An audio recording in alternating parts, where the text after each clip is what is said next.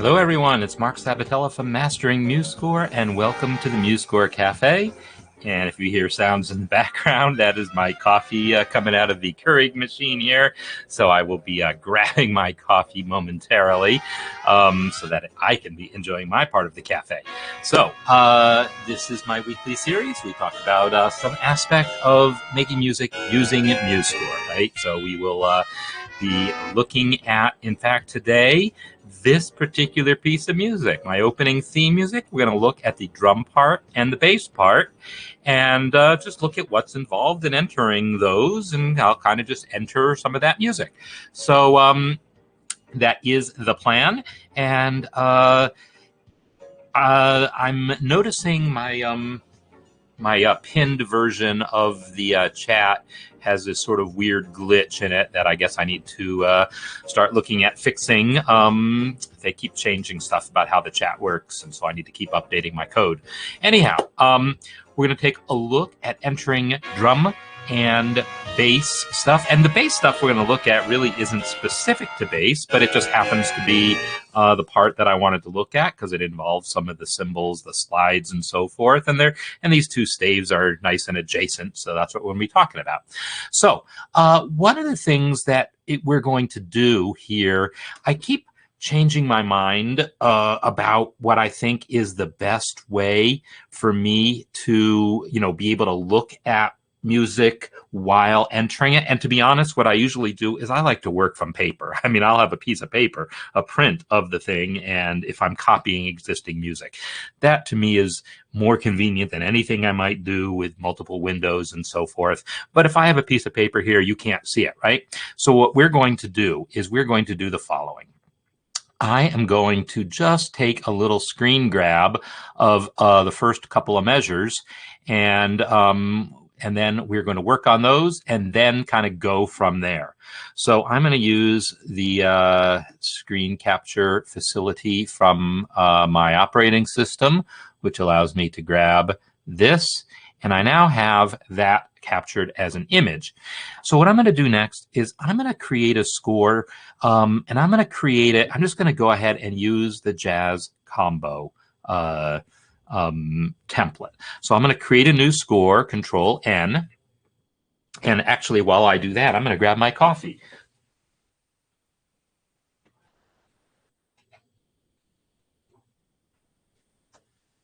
There we go. Better. Okay, so from in the window that pops up here, it's different in MuseScore 3, but it's a similar idea. You have a choice between selecting individual instruments or using a template, and the template will have a lot of things kind of set up for you. So I'm going to use the Create from Template option, and under Jazz, pick the Jazz Combo template, and then hit Done. So when I do this, I get something that's actually pretty close to what I want. It's got piano, guitar, piano, bass, drums, and it has 4 horns: trumpet, alto sax, tenor sax, and trombone. The actual piece doesn't have tenor sax. So I'm going to go ahead and remove the tenor sax here. I'm going to come over to the Instruments panel, select tenor sax, and hit Delete.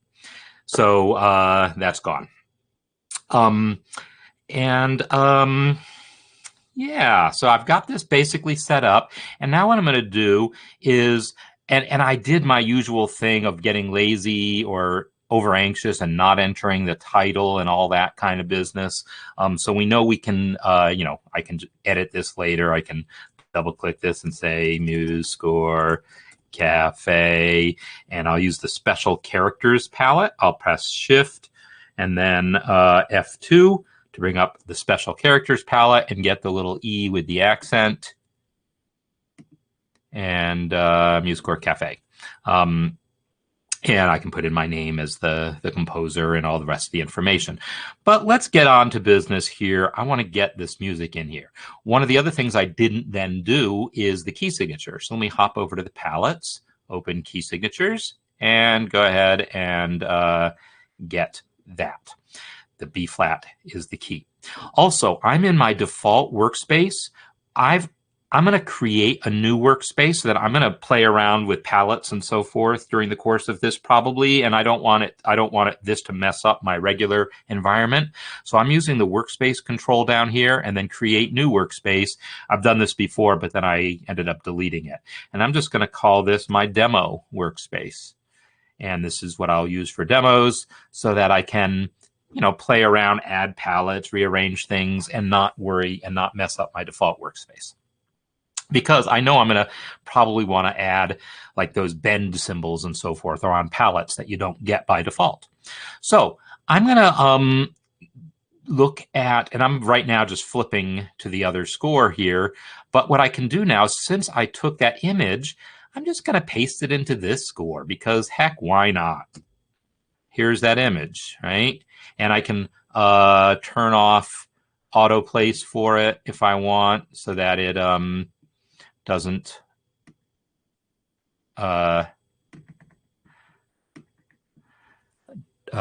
mess up any formatting of anything. But now I can see it, and I could just, in fact, cover up other stuff with it.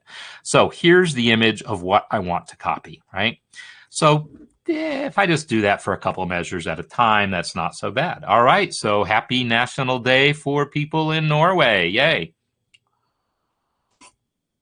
And oddly, whatever that weird glitch was seems to have sort of fixed itself in how my chat looks on my screen. Yeah, I don't know what was going on, if it just needed to scroll to fix itself or what.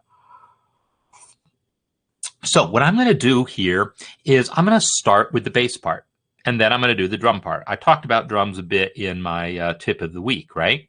So the bass part, this actually, you can see there's a double bar here, and we flip back to the original because I did kind of cheat and I only grabbed my screenshot of bars 2 and 3 because bar 1 was kind of uninteresting, right? But it's not completely uninteresting. The thing to know about it is there is a double bar at the end of it, and the drum part starts with 4 bass drum notes. That's what these notes are, bass drum. We'll talk about that in a minute. So returning here, I'm going to select that first measure, and I'm going to add the double bar. I'll come over to the palettes and bar lines palette, and here's my double bar. All right, now I can start entering those notes. And so N for note input mode, you should be able to see my keystrokes here in the lower left. You'll see the shortcuts as I press them. Let me bring my volume back up to its normal level. And now I want to enter those first 4 16th notes. So as you know, I can either use the toolbar here, but I'm going to use the shortcut 3 for 16th notes, and boom. So I thought I pressed 3, and then boom, boom. The next note is supposed to be an A flat. I am trying to train myself to get to do the method of entering accidentals where you select the accidental before entering the note.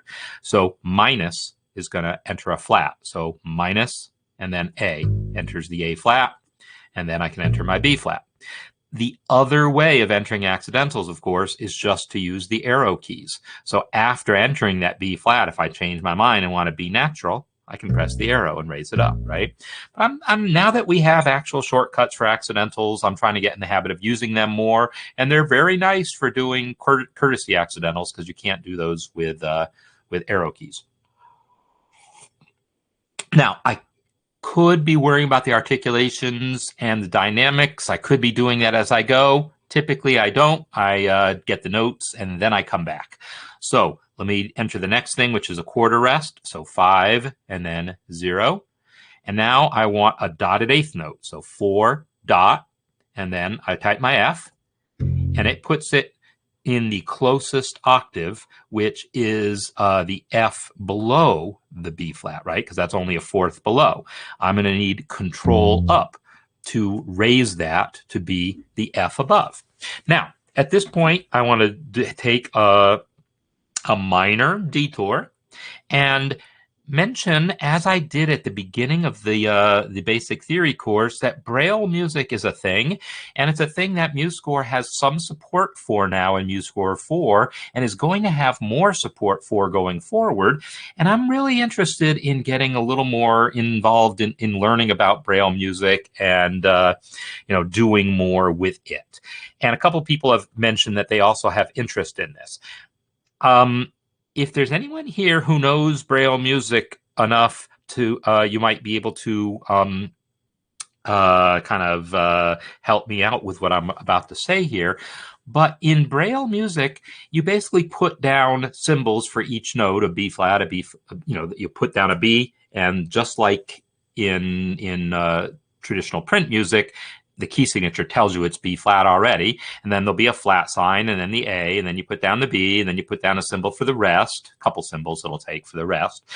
Then when you put in that F, the way Braille works is very similar to how MuseScore works, in that if you just put in an F, a person reading it is going to assume it's the closest F to the note you just entered.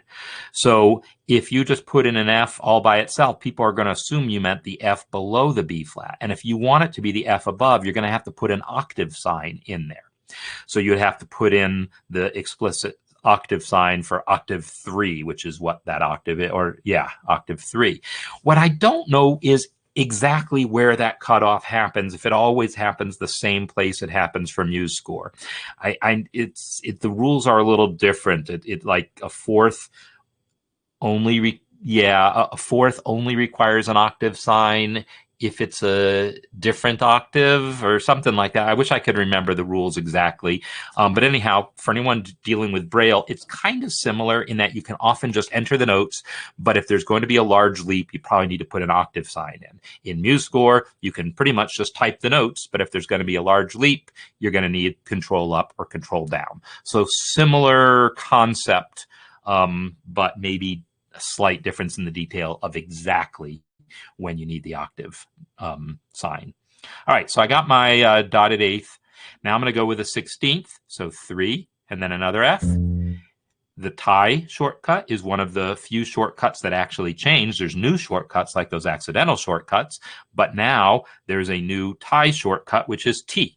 So I can type 4T.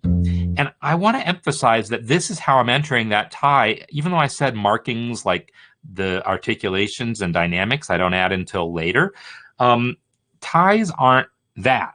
Ties aren't just markings I add later. They're an integral part of the rhythm of the music, and MuseScore treats them that way. It really wants you to enter them as you go. You could certainly enter the notes first without the tie, then go back and add ties. But it's much more efficient to do it as you're going. Because notice what happened here. Let me undo that. If I type 3 and enter the F, I got my 16th note. To get that F in there and to tie it, it only takes 2 keystrokes, 4T. That enters the note and ties it. It takes advantage of the fact that ties are known to always be the same pitch, so you don't have to re-enter the pitch. So it's much more efficient than entering the note and then leaving note input mode, then going back and selecting the first note, then entering the tie. That's like a whole lot of unnecessary extra work. And yet I see people do that all the time. And the same with triplets. I see people going back to enter triplets instead of just doing it right away in note input mode. So we're going to come to some triplets in a little bit, and you'll get to see that. All right, I got my F, and now I want another 8th note, and I still got 8th note selected, so I'll just type my C. At this point, the next measure starts off with the same pattern that the previous one did. I could use copy and paste, but it's not going to be worth it just for those few notes. I can type 3, B, B, minus A, B faster than I can do the copy and paste, right? So only if it's a longer passage. And basically, these 2 measures, I am going to copy and paste, because once I'm done with these 2 measures, we're going to see the next 2 measures are very similar. So got that in there. And now I want my rest, 5, 0, and then 4, G, and then 3, G, A, and then did that sound like an A flat to you? Yeah, I guess it was. A flat, and then tied to another 16th, and then another 16th. So type myself another A, and then this is going to be, let me just scroll a little bit so you can see it's going to be an 8th note A natural. So 4, and then I could go either A and then up arrow, or I can type equals A, because that's the sign for the natural. And yeah, as far as what's efficient, everyone's going to have their own way of working. And if you already have one established way of working, changing it is awkward. And so for me, for accidentals, yeah, it's a little more efficient to enter them using the shortcuts now, but I'm still used to doing the arrow key, so I have to force myself to think about using the accidental shortcuts. But for ties, because tie is such an important part of the rhythm, I encourage you to start thinking of it that way. Don't think of it as a marking. Think of it as part of the rhythm, and it's an adjustment to how you think, but I think it's going to help your ability to sight read, and it's really going to help your perception of rhythm if you can really think of it as just as important as whether that oval is filled in or hollow. But it is an adjustment, and we'll take a moment. All right, so I've got the first 2 measures in for the bass. I want to get some of those other markings in now. So I'm going to hit escape to leave note input mode. I'm going to select that first note here. And actually, okay, here's a little hack for you here. I know the next couple of measures are going to be pretty much identical to these. I'm going to use copy and paste, but I'm not going to want another dynamic marking. So I might save that for later, right? Here's the original thing, da-da-da-dum, ba-da-da-da-da-dum, da-da-da-ba-dum, and then we're going to get the same thing, ba-da-da-dum, ba-da-da-da-da-da-dum, and then we get some triplets, right? So you'll get to see me enter triplets in a minute. So I know the next measure and a half is going to be exactly the same, but there's not a dynamic. So I'm going to enter everything except the dynamic, then do the copy and paste, then add the dynamic. Same with the chord symbol. So that's just a little hack to maybe make this slightly more efficient. So I'll select this F here because I want to get that scoop in there. The scoop there is in the arpeggios and glissandi palette, which you'll notice is not here by default. So I got to click Add Palettes and pick arpeggios and glissandi. So now I have that palette. It's here at the top. If I feel like I'd rather have it somewhere maybe down like near articulations, I can drag it there. And here's my scoop right there. So make sure I have my F selected, click my scoop, and now I got my scoop, right?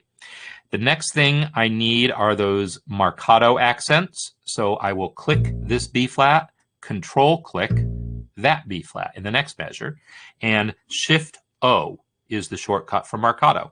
And if you don't want to remember that, there's the marcato sign right there on the toolbar in MuseScore 4. MuseScore 3, you'll dig it out of the palettes, but in MuseScore 4, the most common articulations are right here on the toolbar. Okay, so I now have entered the stuff that I want to copy, as far as I know. And if I missed anything, I can add it later. So I'm going to select, so I click this first note here, and then shift click the rest on beat 2 of the next measure, because that's how much I want to copy. That's the part that's identical. Ba-da-da-dum, ba-da-da-da-da-da-dum, and then starts the new thing. So it's basically 6 beats that are identical. So or I can click the measure and then shift click that rest to extend the selection. In any case, I want all 6 beats selected. Control C, select my destination, Control V.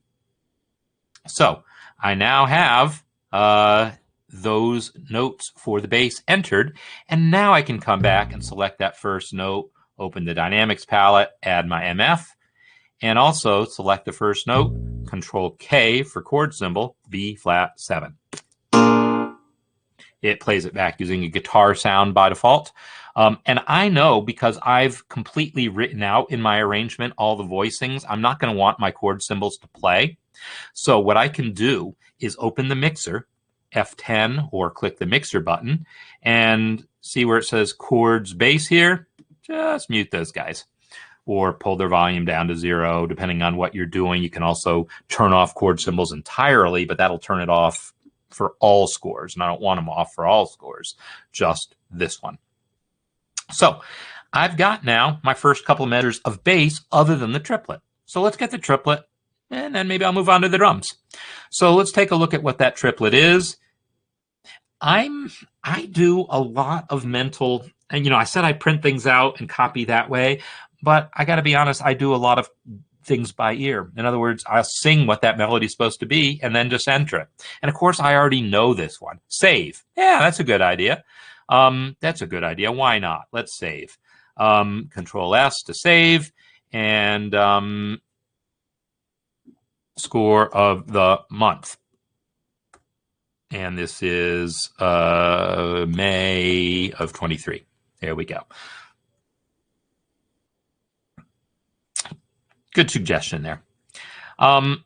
Is there a way to enter the dotted eighths to a 16th in an efficient way? So I don't know of a way more efficient than what I just described. So it's basically 4 dot note 3 note, 4 dot note 3 note. So there's not a way to just tell MuseScore, hey, I'm going to enter a bunch of these same rhythms. Now, I will tell you there is a way, though, to kind of do this. So let me show you that, and then you can decide if it's worth your time or not. I'm going to do this in the guitar part. I'm just going to enter some eighth notes. Now, make it a B flat.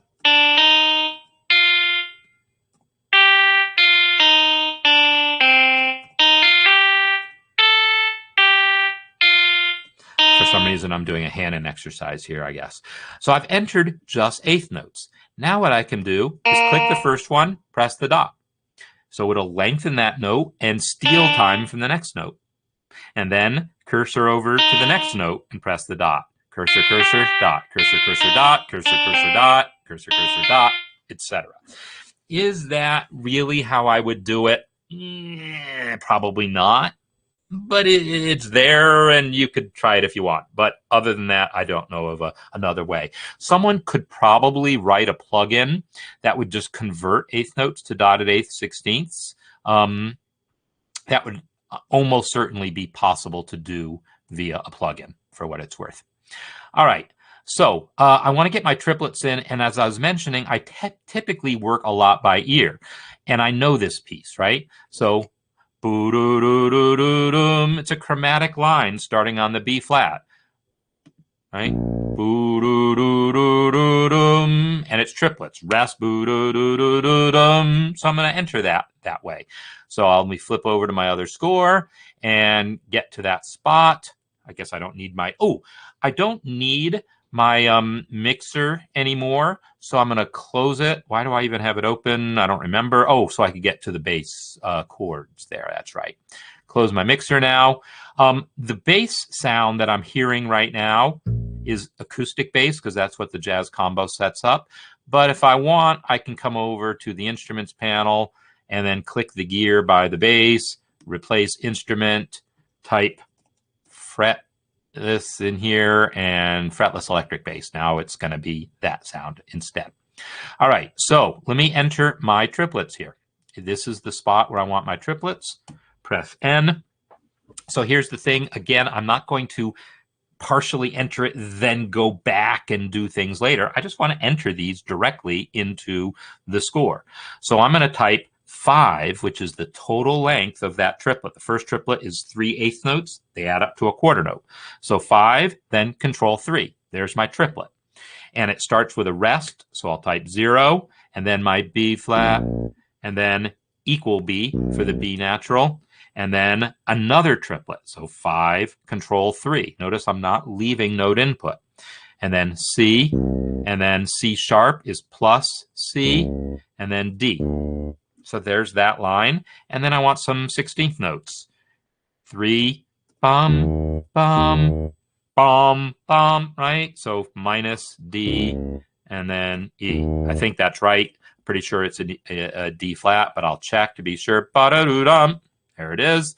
And I'll go ahead and put in that chord symbol here since I'm thinking of it. E flat 7. Maybe select this note, Shift O, and get that articulation in there. And the reason I'm doing that is this next stuff,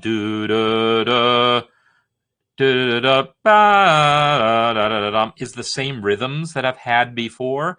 And so part of me wants to maybe just copy and paste those notes and change the rhythm. Is it worth it? No, because I'd have to get rid of that scoop because there's not supposed to be a scoop. But let me just show you that anyhow, then I'll move to the drums. I'm going to copy those 2 beats there, Control C, and then, these 2 beats here. Copy, and then come over here and paste, Control V, select that little scoop and delete it. And now I'm going to use repitch mode, which frankly I never normally use. So Francois, the articulation, Shift O to add that marcato is, I assume what you're asking about. I don't use this repitch mode very often, but it does come in handy. Right now, it's not really worth it, but I want you to see how it works. So I am going to repitch this because the idea is the rhythm is identical, just the pitches are different. It's going to be now, get the right notes here. G, A flat, B flat, G, A flat, B flat are going to be the pitches. I don't know if I'm singing it right or not. So I want to change that to a G, change that to an A flat, and change that to a B flat, but not have to play with all the rhythms. I don't want to have to retype all my rhythms and re-enter my tie. I just want to change the pitches. So for only 3 notes, not really worth it. But if you get a long sequence where the rhythm is identical and just the pitches are different, you're going to find this repitch mode useful. So I'm going to long click on the note input icon and change to repitch existing notes. Now I can type those pitches. G, down an octave, and let's find where I'm at. There we are. Okay. And then minus A flat, and then the B flat. And, it's because it's hiding behind my. Let me do this so that I'm not hiding behind my chat anymore. So let's get back to where I was, and here it is. So let's make sure I'm doing this right. I'm in repitch mode. I type minus A, minus A, and notice when it did that, it repitched the note and the tied note B. So it kept the rhythm, just changed the pitches. So that's how repitch mode works. And if you got a long passage, then that can be useful. So Francois, if you're asking what does that marking mean, this is like sort of an ongoing debate. Well, it's not really, it shouldn't be a debate. It means 2 different things depending on the context. It either means play it louder than an ordinary accent, or it means play it shorter than an ordinary accent. In most classical contexts, it's interpreted as meaning louder than an ordinary accent. In most jazz contexts, it's interpreted as shorter than an ordinary accent. Either way, it's a type of accent, but it's either louder than a normal accent or shorter than a normal accent, depending on what kind of music it is. In this piece, I mean it to mean shorter. So that is the bass part, and then there's a whole lot of just copy and paste, whole lot of similar stuff. So I want to move on to the drums now because I said I want to do both these things. So I already remember I got my pasted image here so that I can get the full drum part in here, and you can see that the part is really the same measure to measure. So I'm just going to enter 1 measure and then copy and paste it. But let's go ahead and get those 4 bass drum notes first, right? We know it's going to start, if I go back to my original score, with just boom, boom, boom, boom, right? That's the first thing you always hear when we start this thing. So I'll go to note input mode, and the shortcut for bass drum is B. There's 7 shortcuts, A through G, because it uses the same shortcuts as ordinary note input when you're using drums. It would be nice if someday we could assign more than just the 7 shortcuts, but for now, that's what we're limited to. And so I know what most of them are. To be honest, I don't use E often enough, or G, to even remember what they are, or C. Right? These guys I almost never use. But the ones I know is B for bass drum. You know, you'll see what they are as I use them. So B for bass drum. So I can type 5 and then B. Hello, B. I think I haven't fully switched into this window. I have, every time I switched windows, my mouse cursor. Oh, nope, that's not it. You know what the problem is? I'm going to give everyone 5 seconds before I tell you the answer. Why, when I press B, did I not get anything? Why am I not getting notes? I know. Common mistake. B, B, B, B, B. I'm still not getting any notes. Repitch. You got it, Bob. That's the problem. I'm still in repitch mode. So I'm in note input mode, but it still thinks I'm in repitch mode.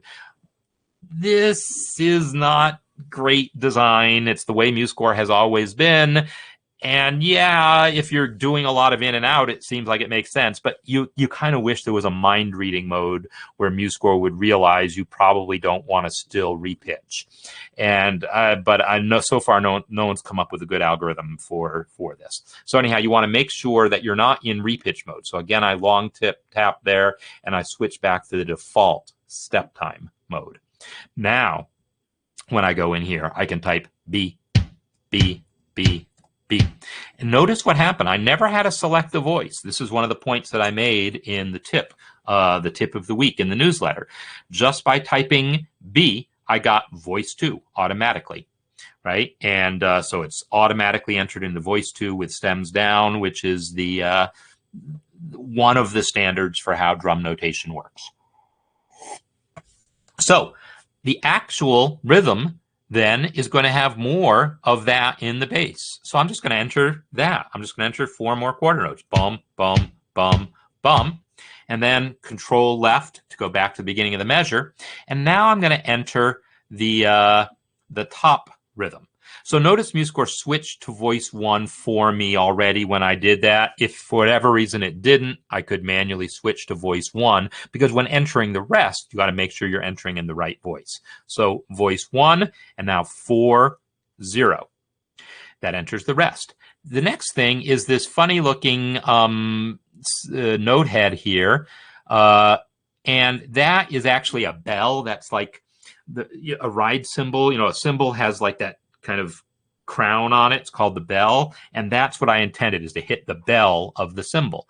And so I believe that's this guy here. If I click it, it says ride bell. And so that's what I want here. So I'm going to actually double click this now to enter it into the score. And now it's entered. The next note here is a snare drum. And I know I can enter that just with the shortcut A. And now I need another one of those ride bells. So I'll double click that guy again. And then I need a rest and another ride bell, another snare, and another ride bell. And I probably could have used copy and paste there too. But I'm now done with that measure. And I can then copy and paste that measure, but I'm going to be a little smarter than copy and paste, because copy and paste is designed to copy anything, anywhere. And sometimes you want to copy from one staff to another. You want to copy from one place in an arrangement to somewhere else on another page entirely. But there's one particular type of copy that is common enough to get its own shortcut, and that's make a copy right after yourself. So in other words, I want to play that exact same measure again. And then again, we got a shortcut for that. It's R.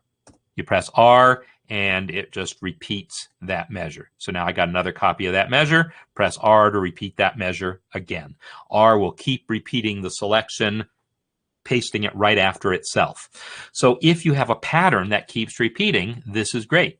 Now, in point of fact, I don't remember if it's really 3 measures of exactly the same pattern or not. I don't remember if I changed it or not. So here's where I'm going to flip back to the original and see. So there's the first measure. Here's the second measure. There's the third measure. It's the same. And the fourth measure is almost the same, except it has this silly little fill in it. So yeah, I'm going to go ahead and go with those 3 measures. And I'll hit R for that fourth measure also. But because that at least starts the measure off for me. But then I'm going to just replace what's in here with that fill. So let me take a look at that fill and maybe just make another quick little screen grab, because that's going to be the quick way of doing these things. So capture that and maybe come over here and paste it so I can see what I'm doing. And so the bass drum is still there. It's only voice 1 that's different. So no problem. I got that under control. I'm going to click that rest, go into note input mode. The rest is good, so I'll just hit the right arrow to move over. This is the guy I want to replace. Notice I'm not going to delete anything. I'm not going to delete anything here because I don't need to. All I got to do is enter the new stuff, and it's going to overwrite the old stuff. It's going to keep my existing bass drum in voice 2, but it's just going to overwrite what's there in voice 1. So I want some 30-second notes. So 3 is for 16th. 2 is for 32nd. And this is a tom, a high tom of some sort, tom being a drum. It's just the name for the type of drum, tom-tom. So it's the high tom notated on the top line. So I find it here, and I guess it's this guy here, E, is that it? Yeah, high tom there. So I'll double click that, and then I can just use R to repeat it also, because you can repeat single notes like that. And then there's a 16th, so 3. And next is this next tom there on the space. So that's probably this guy. And I'm looking at the display here in the drum palette to make sure I'm entering the right pitch. Because the thing with drums is, notice there's also this guy over here. Same line and space, but this time it's a triangle, and it's a cowbell instead. That's actually not sounding like a cowbell, right? So here is something I'll talk about that in a second. But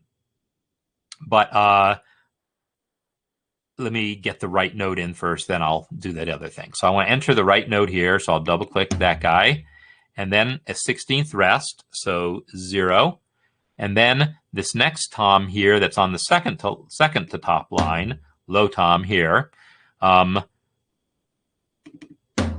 of those guys. Oops, I accidentally entered a 16th. I meant a 32nd. That's okay. I'm going to use Shift Q to shorten it, and Shift Q to shorten it again. Shift Q once turns it into a dotted 32nd. Shift Q again turns it into a 32nd. And now I can type R to get another one.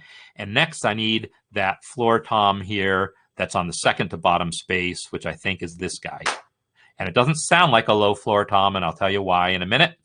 But I can enter that guy. It's supposed to be a 16th note, so 3, and then double click that guy. And there it is. Oh, it's supposed to be an 8th note. Yep, not a 16th note. So I used Shift Q to shorten things. Now I'll use Shift W to lengthen it. First adds a dot and then turns it into the 8th. So I have this now. Now, if I play these notes, notice that really is the right sound. It didn't have that hand clap sound. It sounded wrong in the palette. This is a bug that has been in existence for years. It gets fixed and then broken and then fixed and then broken, and it's currently broken again. And I don't know, it's like every time someone changes anything about this algorithm, it gets broken. What's going on is the top staff of my score here is a transposing instrument, and somehow that confuses the algorithm to try to transpose these notes in the palette. So what I need to do to make that not happen is just go to concert pitch mode. If I go to concert pitch mode, now when I click these guys, like here comes the cowbell, right? That's an actual cowbell. And here's my floor tom. So that's the story. So if you're clicking notes in the drum palette and they're sounding wrong, it's because you have concert pitch turned off and it's trying to transpose the drums.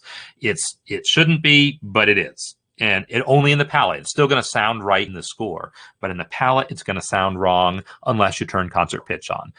And it only happens if that top instrument in the score is a transposing instrument. Basically, what's happening is it's applying the top instrument's transposition to the palette because it says, hey, the palette's the first staff of a score. This is the first staff of a score. I guess they should have the same transposition. Again, this bug has been around since MuseScore 2.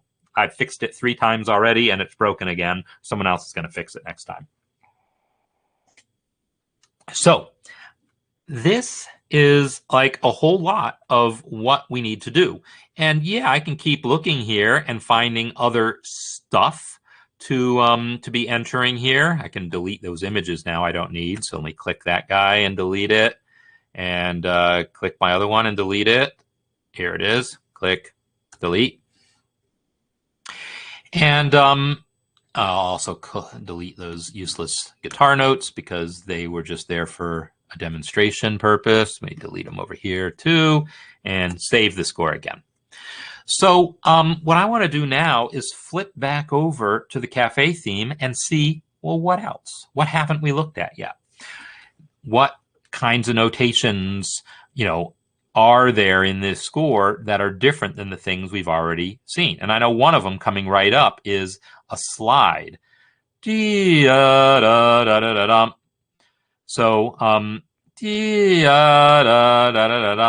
this G down to the G. Am I even close? Not really. Boom. Oh yeah, D flat. Okay, so I want to enter this glissando here. All right, so is this the very next measure? Yeah, ba-da-da-dum, da-da-dum, and then do-do-do-dum, dee-da-da. I'll just make a picture of this too, because why not? So easy to just make little screen grabs and paste them into where I want. And sometimes that's just simpler than worrying about trying to manage what you would need to be able to see 2 windows at the same time. It's just sometimes not worth it. All right, so I'm going to enter this guy here now. 3 for the 16th note, and then minus D. Now, why is it all funny positioned? It's because of this silly graphic here. Let me go back to properties and turn off autoplays for it. There we go. It was trying to make everything align to it. So D flat, coming over here, and then E flat, D flat, E flat, 5 0, 4 dot for the G, and then 3 for the D, 4 T for the tie, and then 4 minus C for the C flat. All right, I'm going to hit escape now, and I want to add that gliss. I'll click the G, come over to palettes, and I've got my arpeggios and glissandi palette because I added it a little while ago, and I will add this gliss. Now you'll notice there's a straight gliss and a wavy gliss. In point of fact, there's not a well-defined difference between the two. It's largely a stylistic choice. However, for instruments that are capable of playing bends, like on piano, I can go where I can play individual notes, but I can't bend the pitch of that G down to the D flat on piano. But on a fretless bass, you can. So on a fretless bass, we might want to use the straight line to make that distinction, to say, hey, this means slide it rather than finger it. Realistically, it's not a universal distinction. Probably people are going to figure it out based on context anyhow. There's not a hard and fast rule here, but in any case, I select the first note, click the thing, and I get the line. Now notice the original version actually had the word gliss in here. This version doesn't. And there's a simple reason for that. MuseScore will try to it'll try to fit that word gliss in there if there's room. But if there's not room, it's going to leave it out. So for instance, if I select this measure and hit enter right now, it stretches, right, that put in a line break, and now it therefore stretched out the measures to fill the width of the page. Now there's enough room for the word gliss, and it appears. If you've got enough room for the word gliss, but you don't want to see the word gliss, you can just select that marking, come over to the Properties panel, and where it says Show Text, say, I don't want to see it. Or you can change that text to say Slide, or whatever you want. So there you go. So that was one of the things that I knew I wanted. Let me flip back to the original version here. And here I'm going to do another thing here. I'm going to open up just the bass part, and I'm going to add the drum part to it so I can see the bass and drums together. I probably should have done this before, but I'm going to do it now. It's kind of a nice little feature here in MuseScore 4 that you can easily add instruments to existing parts. So I'm viewing the bass part here. Now I can just come over to the Instruments panel and see the little closed eye on the drums. I'm just going to open the eye. And now I can see the bass and drums together. So that's kind of nice without everything else. It was that simple. So here's that. And this is another one of those slides. So this is all more of the same. There's no new stuff here other than this chord here, right? 2 notes at the same time. So let's go ahead and do that. I'm going to copy and paste this measure we've seen before, right? This is the very first measure. Ba-da-da-dum, ba-da-dum, ba-da-da-dum. So that much we have seen before already. So I'm going to copy and paste it from the beginning of my score. I'm not going to cheat and copy it from my source because usually you'd be copying from a PDF or something, right? If you already had it in MuseScore, you wouldn't need to do any of this. You'd just be using the score you already had. So I'm showing you how to do stuff, from scratch. So I'm going to copy and paste those. Actually, I'm not going to copy and paste. Yeah, I'll copy and paste these, then delete the dynamic. The alternative is I copy and paste these 6 bars and then add the chord symbol. 6 of one, half dozen of the other. All right, so I've selected those 6 beats, Control-C to copy, and come to the place where I want it, which is here, and paste it, and delete the extra dynamic. And of course, I could be doing the same thing here. I could just come over to the Instruments panel and say, you know what? I don't need to see all these other instruments because they're just getting in my way. So I could have probably saved myself some trouble and done that. But, now you got to see it now. Let me delete that extra line break. Now I need the booey. So let's come back and see what that is. It's, and I'll just go ahead and do the screen grab again. And come over here, paste it, and zoom in a little on it. And again, I got to turn off. So there's not currently a shortcut for disabling of automatic placement, which is fine. You shouldn't normally need to be doing it very often. But when I'm doing these sorts of demonstrations, I'm having to do that often. I should probably define myself a shortcut for it. So the thing is, the shortcut used to be equals, but now that's the shortcut for the natural sign. All right, so let's come over here. And this, instead of a quarter rest, go to note input mode, should be an eighth rest. So 4, 0. And then a G tied to another G, so tie. And now I want 2 notes at once. So 5 dot for the dotted quarter. And I'll type my G, and it gives me a G in the other octave, Control up. Now I want to add the B on top of that, so I'll type Shift B. I want it to be a natural, so I'll go ahead and hit equals first. Equals, and then Shift B. I think that's going to work. Yeah, there we go. And I can actually add that gliss without leaving note input mode, I think. Let me try it. I'm going to go back with the cursor key to that low G, and then move back over to the palettes and hit that gliss. Yeah, you can do some palette interaction while you're still in node input mode if you like. You leave node input mode there. And yeah. So I don't know if people have been working on this. I made this the score of the month. I know a couple people have started working on trying to enter this yourselves. If you have any questions on other things, we can talk about it. Here's one. There's this roll here. I didn't even remember that I did that roll. Oh, let's get the roll in there. Why not?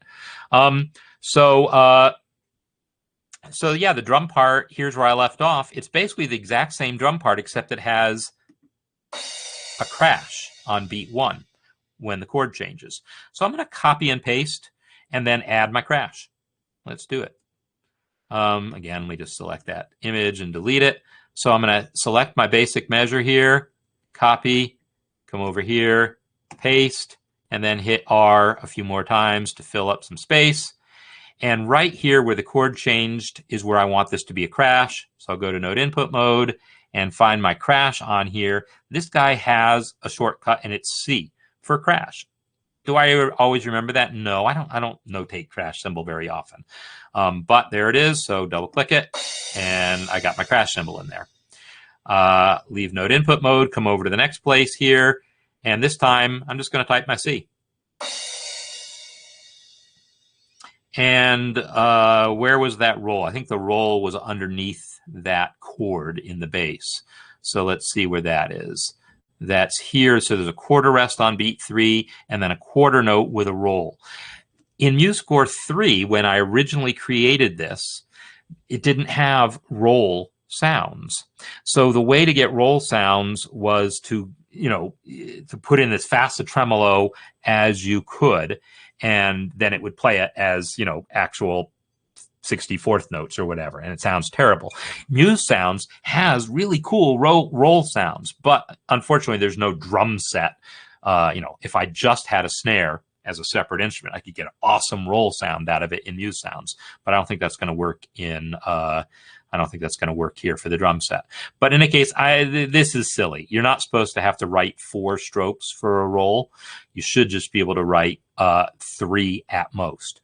So I'm going to do that. I'm going to enter that passage here. It was a quarter rest. So I select this rest, 5 to change it to a quarter, then come over here, and then I'll type 5 to get a quarter note there, and then I can come over to the tremolo palette. Is there a tremolo palette? No, I got to add palettes and add my tremolo palette. So I have, when I mentioned that I created this workspace, the demonstration workspace, so I could add these palettes, I don't do this all the time. Normally, down here in the workspace control, you'll see I have one called working. This is the one, my usual working palette. My usual working workspace already has all the palettes added, except for like a couple that I never use, like bagpipes.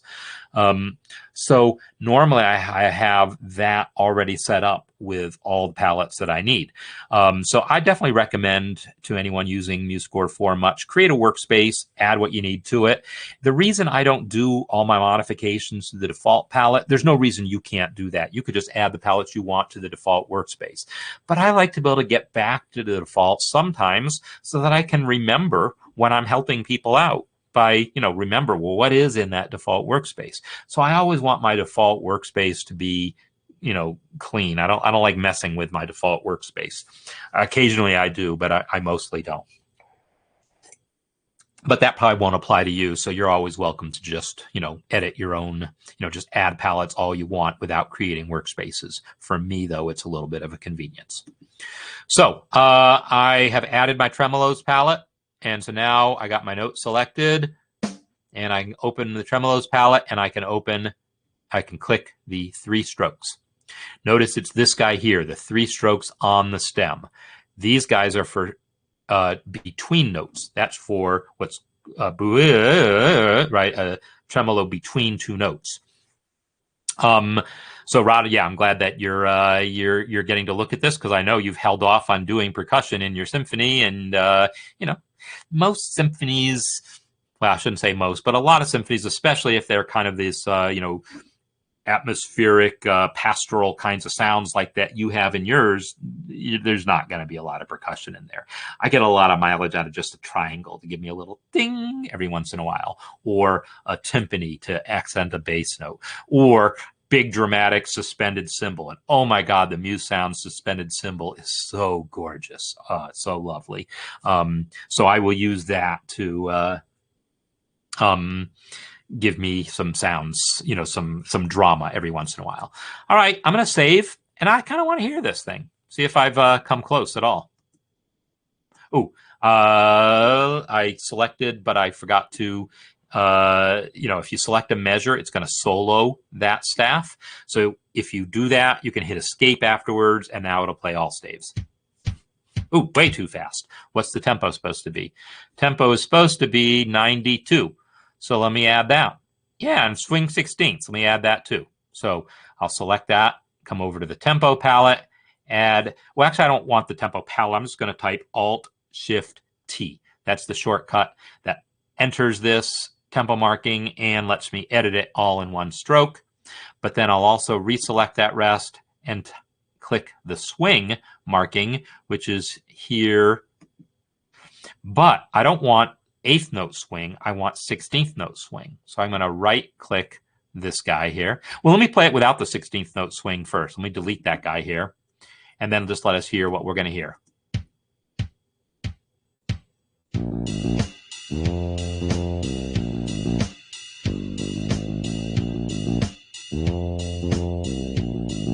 Yeah, that sounds like what I'm used to hearing. But now I'm going to select this thing, and I'm going to add that swing marking. And I'm going to change it to 16th note swing. And as I do this, I realize now, well, I think I realize something. So I'm going to right click that swing, go to System Text Properties, and change it from 8th note to 16th note swing. And now I want to hear this, and there's been something that I had been thinking was a bug, and now I'm just realizing was the swing doing something I didn't expect. Let's listen to this now.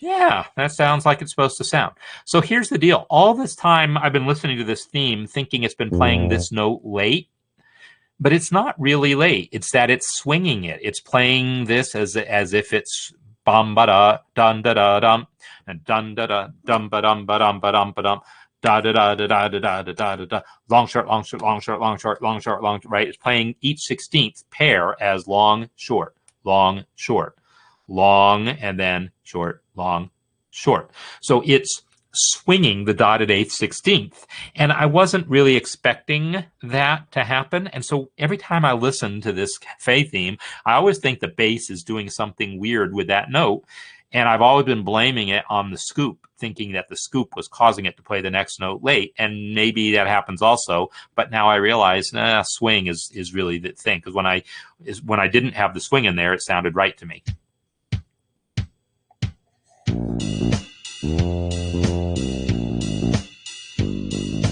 Let's listen to the rest of it.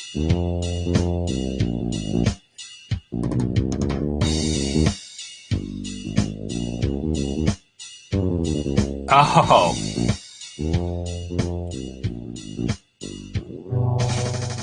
Okay. So when I said, oh, remember I made that gliss be the straight line so that it would do the slide, but I forgot to change the playback of it. So let's do that real quick, and then we'll wrap up here. That machine gun thing here, as I said, MuseSound's snare drum will do a beautiful roll, but the drum set in MS Basic Sound Font just sounds like a machine gun in MuseScore 3 or 4. All right, so I've selected that gliss, and now I can come over to Properties, and under the Playback tab here, I can change the style to Portamento. And I'll do the same thing for this guy. Change it to Portamento. And let me save again, click the measure here, and just listen to the bass this time. Yeah. There you go. there's sort of an awkward thing where it re-fingers that G before starting the slide up. That I know about. So there you go. That's basically the story, and I'm pretty sure the rest of the piece is all just kind of more of the same. So we pretty much got to see all the important stuff to see. So let's come back. I will undo that business here of having added an extra drum staff here, and let's play out our music. Now we get to hear the whole thing. Let's listen a little bit.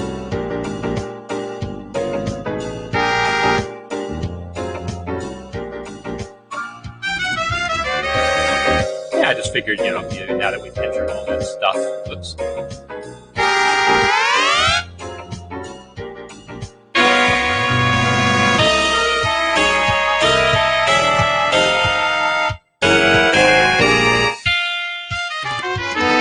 Yeah, I just figured since we've just been entering all that drum and bass music here, you'd want to hear it in the context again because, you've heard this a million times, but probably never really focused on the drums and bass that much.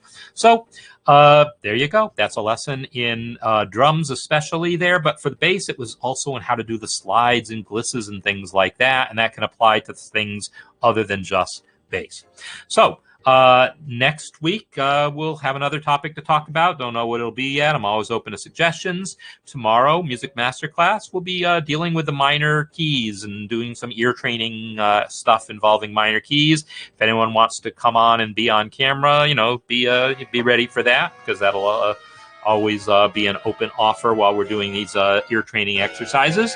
So hope everyone has a nice day, nice week, and see you next time. Okay, bye everyone.